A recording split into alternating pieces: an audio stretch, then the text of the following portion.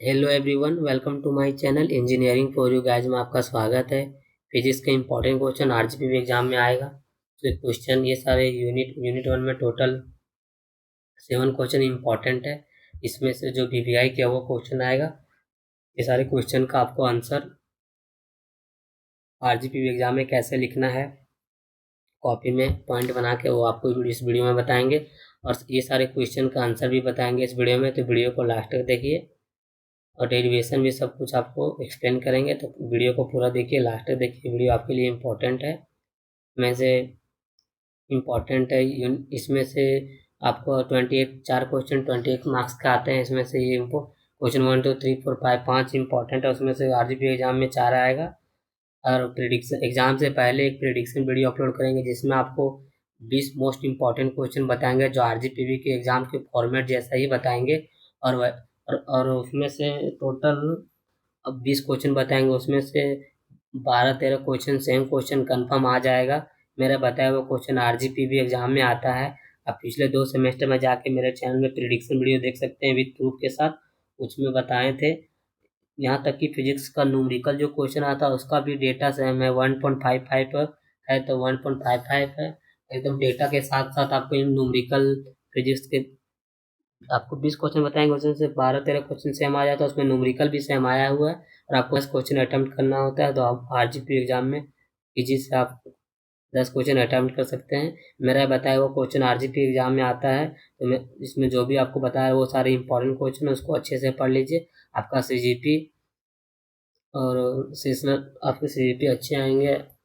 और अभी तक आप मेरे चैनल में जाकर देखे नहीं है तो आप देख सकते हैं कि आरजीपी एग्जाम में कैसे लिखे। आपको नहीं भी आ रहा तो उससे रिलेटेड कैसे लिखे, और कोई भी आंसर को प्रिसाइज करके लंबा करके लॉन्ग करके कैसे लिखे उस वीडियो में आपको बताएं। तो उस वीडियो को आप देख सकते हैं। इसमें से फर्स्ट क्वेश्चन बात करते हैं, explain Heisenberg uncertainty principal and derivation. ये हर बार आरजीपी एग्जाम में आता है, ये क्वेश्चन इंपॉर्टेंट है, इसको अच्छे से पढ़िए। Unit 1 first question, state and prove Heisenberg uncertainty principal. Important question RGP exam में आता है। इसको क्वेश्चन कंफर्म आता है, इसको अच्छे से लीजिए। इसका स्टेटमेंट है, it applied only one macroscopic body. Second point, it is used to calculate the probability for where things and how they will be behave. Third point, it state that we cannot measure the position x and the momentum p of the particle simultaneously. ये दोनों को एक साथ नहीं major किया जा सकता है। So the more accurately we know that value, the less accurately we know that other. Delocalise का डायग्राम बना देंगे। डेल्टा पी सर्टेनिटी होगा, डेल्टा एक्स अनसर्टेनिटी होगा। लेकिन लोकलाइज में इसका अपोजिट हो जाएगा, सर्टेनिटी डेल्टा एक्स होगा, डेल्टा पी हो जाएगा अनसर्टेनिटी, जबकि इसका उल्टा था, यहाँ पे इसका अपोजिट। डीलोकलाइज और लोकलाइज आपको जैसे बताएं स्टेटमेंट आप जीपी एग्जाम में ऐसे ही लिखिएगा। आप अच्छे मार्क्स आएंगे, अच्छे सीजीपी भी आएंगे। उसके बाद फिर according to Heisenberg uncertainty principle, the product of the uncertainty is the measurement in the position of momentum is of order of h cut by 2, where h cut is reduced Planck constant.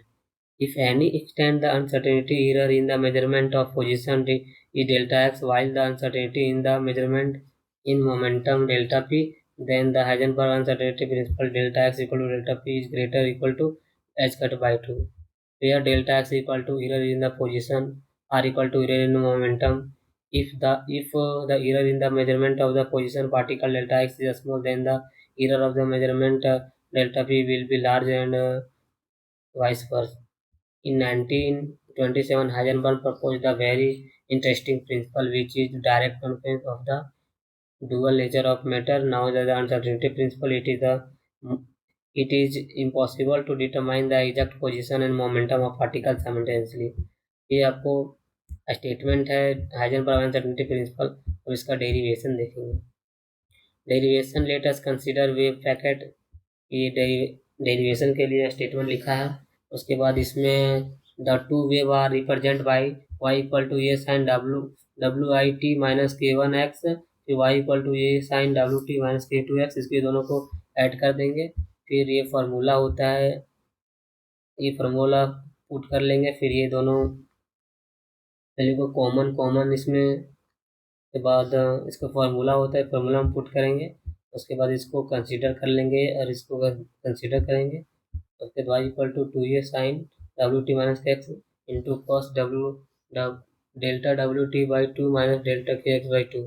फिर the resultant value of packet travels with velocity V आपको जैसे बताएं वैसे ही derivation करिएगा। उसके बाद cos W ऐसे करके cos W delta T minus delta के एक्स बाई 2 इक्वल टू 0।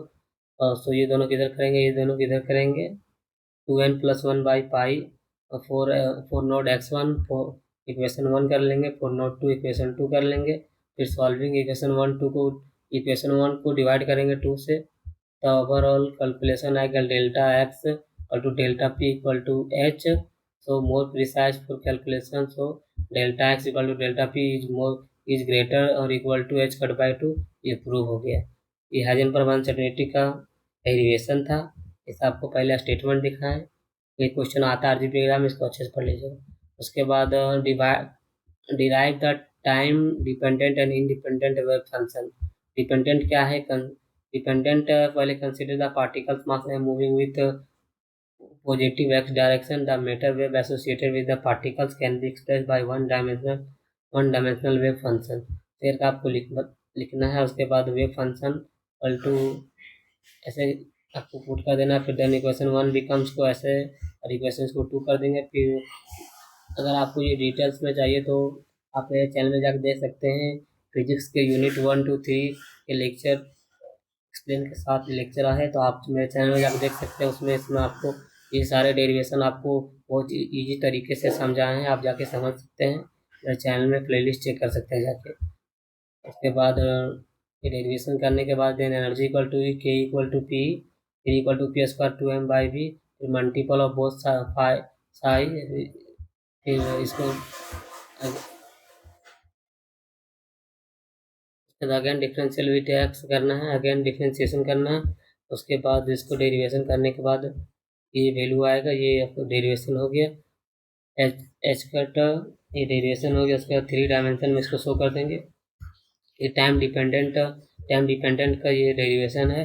उसके बाद इंडिपेंडेंट टाइम इंडिपेंडेंट इक्वेशन का we know that from time dependent equation in one dimension, और जो इक्वेशन आया वो इक्वेशन को लेके उसी से आपको डिफरेंशिएट विद एक्स करना है। उसके बाद फ्रॉम इक्वेशन 1, और इसको भी टाइम इंडिपेंडेंट को भी डिराइव करके यहाँ तक आप प्रूव कर देंगे। उसके बाद इसको भी इन 3 डायमेंशन वैल्यू पुट करेंगे। उसके बाद यहाँ ये आपका फाइनल आंसर है इन 3 डायमेंशन, ये आपका टाइम इंडिपेंडेंट है। उसके बाद फिर डेरिवेशन करना है relation between phase velocity and group velocity. Important question RGP exam में आता है, कंफर्म भी क्वेश्चन आता है। ग्रुप वेलोसिटी फेज वेलोसिटी में राइटिए शॉर्ट नोट या डिफरेंस बिटवीन, या फिर एक क्वेश्चन यहाँ से कंफर्म आता है डेरिवेशन, इसको अच्छे से कर लीजिए। पहले फेज वेलोसिटी क्या होता है, the velocity of the component of the wave packet is called wave velocity और phase velocity denoted by the VP. VP equal to डब्ल्यू बाई के होता है। उसके बाद y equal to a sine W T minus k x in order independent phase velocity से आपको derivation है shortcut. तो बाद ग्रुप वेलोसिटी क्या होता है, the velocity with which the wave packet orbited due to the superposition of wave travelling in the group is called group velocity. Denoted by BG होता है, BG equal to d x ये होता है इसका formula होता है D W by d k. तो same as the derivation of Heisenberg uncertainty principle, इसका भी डेरिवेशन सेम है यहाँ तक। उसके बाद relation between v p and v g, इसका डेरिवेशन देखेंगे। ग्रुप वेलोसिटी का ये डेरिवेशन है शॉर्टकट।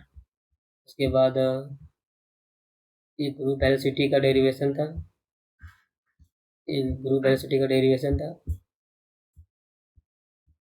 ये फेज वेलोसिटी का डेरिवेशन। उसके बाद relation between v p and v g, we know that v p equal to डब्ल्यू बाई के होता है, तो इसको डेरिवेशन कर देंगे।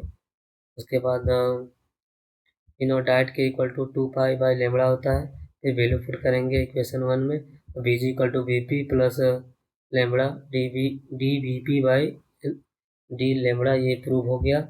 उसके बाद इसका केस होता है non dispersive medium. Case one लिख देंगे d p by d lambda equal to 0 से v g equal to v p. Case 2 होता है इन डिस्पर्सिव मीडियम, तो इसमें 2 कंडीशन लिख देंगे। तो आपका ये फेज वेलोसिटी और ग्रुप वेलोसिटी में रिलेशन बिटवीन हो गया। उसके बाद इम्पॉर्टेंट क्वेश्चन है, उसका derive energy and momentum operator क्या होता है। इन क्वांटम मैकेनिक्स एनर्जी, इसको डिफाइन कर देंगे। उसके बाद एनर्जी ऑपरेटर क्या होता है। Energy operator wave function of the free particles ये होता है। तो डिफ्रेंशिएट इसको विथ रिस्पेक्ट टू टी करेंगे, डिफ्रेंशिएट करने के बाद ये वैल्यू आएगा। उसके बाद hence energy operator e cap equal to i h cut by d t. तो एनर्जी ऑपरेटर क्या होता है, एनर्जी ऑपरेटर डिफाइन करेंगे। उसके बाद मोमेंटम ऑपरेटर का ये होता है। उसके बाद फिर इन थर्ड पी एन से, फिर इसको डेरिवेशन करने के बाद p n cap equal to i minus i h cut by v. ये मोमेंटम ऑपरेटर डेरिवेशन करने के बाद ये वैल्यू आया। उसके बाद एनर्जी मोमेंटम, उसके बाद फिर क्वेश्चन 5 इम्पॉर्टेंट है। एनर्जी में आइगन, ये इम्पॉर्टेंट है, deduce the energy eigen value and wave function in dimensional motion of the particles in wave. ये क्वेश्चन इस बार आज भी एग्जाम में कंफर्म आएगा, इसको अच्छे से पढ़ लीजिएगा। 1 dimensional box, consider the particles moving with inside a box along x direction. The parallel is bouncing back and forth between the box L width, ऐसे करके लिखेंगे। उसके बाद बाउंड्री कंडीशन लिखेंगे, फिर डायग्राम ड्रॉ कर देंगे। उसके बाद पार्टिकल्स कैन नॉट बी, जैसे आपको लैंग्वेज लिखे हैं वैसे ही आरजीपी एग्जाम में लिखिएगा, तो आप आराम से फिजिक्स में 30 आप आराम से 32 पेज आराम से लिख लेंगे, जैसे आपको बता रहे हैं वैसे लिखिएगा। उसके बाद डेरिवेशन करने के बाद इसका डेरिवेशन है, उसके बाद फिर but value of e is not equal to 0 otherwise all wave function. अगर आपको केमिस्ट्री का नोट चाहिए तो आप मुझे कमेंट कर सकते हैं या व्हाट्सअप मैसेज कर सकते हैं, आपको नोट्स प्रोवाइड कर देंगे। फ्रॉम इक्वेशन 1 से value equal to h square by n square, h का पावर एम एल आया। तो इसमें 1 2 3 पुट करेंगे, तो 1 पुट करेंगे तो h square by h m l square आएगा, और 2 करेंगे तो 4 एच ई आएगा, H1 आएगा, और 3 करेंगे तो 9 h square by 8 m l आएगा। इसमें डायग्राम ड्रॉ कर देंगे, फिर एनर्जी लेवल डायग्राम है ये। फिर क्लियर डाइट करता है कि inside the infinity deep the potential well. के बाद total probability diet the particles must be unity, इसे करके आपको लिख देना है।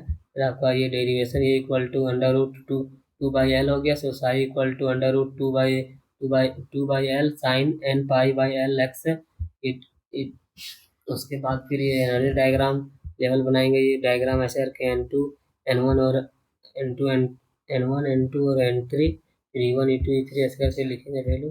उसके बाद फिर N1 पुट करेंगे, इसमें x इक्वल टू 0, फिर x L equal to 0 y 0 put करने के बाद आपका ये वैल्यू आंसर आएगा x equal to 2 by l, और एक आएगा psi equal to under root 2 by l, ये वैल्यू आएगा। उसके बाद राइटिए शॉर्ट में कभी कभी आता है discuss the concept of de Broglie hypothesis wave nature of particles of wave, या डिफाइन कर लीजिएगा according to de Broglie hypothesis where lambda equal to wavelength of matter wave, h equal to Planck constant, m equal to mass of the moving particle, v equal to velocity of particle. The wave associated with moving particles is called matter wave. उसके बाद फिर last question है 7th, define wave function in state is property and discuss the physical significance of wave function. Wave function क्या होता है, wave function define करेंगे in quantum mechanics. Wave function is define to be the function description, define करना है। उसके बाद it is denoted by psi x1। उसके बाद प्रॉपर्टी वेव फंक्शन, प्रॉपर्टी लिखेंगे the property wave function. Total 5 type का property इसमें होता है, जैसे psi must be finite for all value x y z, फिर psi must be single value, third है psi must be continuous in all regions expect. के बाद fourth है the particles of derivation psi is d five by d x है, इसमें delta infinite must be. उसके बाद fifth है psi must be square integral लिखना है। The physical significance, physical wave function का प्रॉपर्टी डिफिनेशन है, प्रॉपर्टी और सिग्निफिकेंस अब देखेंगे। Physical significance of wave function, इसमें टोटल 5 इसका सिग्निफिकेंस है। The wave function has no direct physical meaning. 5 is the probability density, probability of finding particles. Third is probability of finding the particles in volume. Fourth है normalization condition psi equal to presence with the integral limits. Fifth है orthogonalization condition, इस type से no particles presence। ये wave function हो गया, wave function का definition हो गया। द वेव फंक्शन फिर से पॉइंट बाय पॉइंट में डिफिनेशन हो गया। उसके बाद ये सिलेबस में कट गया है, अब देख लीजिएगा बॉर्न इंटीग्रेशन क्या होता है इसका, फिजिकल बॉर्न इंटीग्रेशन। ये यूनिट 1 में जितने भी सारे क्वेश्चन इंपॉर्टेंट बताए थे उसके आंसर जिस तरह आज भी एग्जाम लिखना है वैसे ही आपको पूरा बताएं। वीडियो अच्छा लगा तो लाइक शेयर एंड सब्सक्राइब करें। यूनिट वन में टोटल 7 क्वेश्चन है। इसमें से क्वेश्चन 1 2 3 4 5 ये 5 इंपॉर्टेंट है। इसमें से आरजीपी एग्जाम में 4 क्वेश्चन आएगा। अब 4 कौन सा क्वेश्चन आएगा वो आपको प्रिडिक्शन वाले वीडियो में बताएंगे। प्रिडिक्शन वाला वीडियो सबसे इम्पोर्टेंट वीडियो होता है, उसमें बताते हैं जो आरजीपी मेरा बताया हुआ क्वेश्चन आ जाता है तो आप अच्छे से ये 4-5 क्वेश्चन पढ़ लीजिएगा। यही क्वेश्चन आएगा। यूनिट 1 से 4 क्वेश्चन आता है, 3-4 क्वेश्चन, 4 क्वेश्चन आता है बट कभी कभी 3 क्वेश्चन आता है। अगर आईटीएस शॉर्ट में 4 को देगा तो 4 क्वेश्चन हो जाएगा। उसके बाद आरजीपी का एग्जाम फॉर्मेट भी बताएंगे। प्रिडिक्शन वाले वीडियो में आपको टोटल 20 इंपॉर्टेंट क्वेश्चन बताएंगे आरजीपी के एग्जाम फॉर्मेट में। उसी में से 20 क्वेश्चन में से 12-13 क्वेश्चन आ जाएगा, उसमें से आपको 10 बनाना होगा। अगर फिजिक्स का नोट्स चाहिए तो आप मुझे इस व्हाट्सएप नंबर पर मैसेज कर सकते हैं, आपको नोट्स प्रोवाइड कर देंगे। और ऐसे ही M2 सिविल मैकेनिकल कंप्यूटर के भी नोट्स प्रोवाइड कर देंगे, आप मुझे इस नंबर पे व्हाट्सएप मैसेज कर सकते हैं। वीडियो अच्छा लगा हो तो लाइक शेयर एंड सब्सक्राइब करें। Thank you.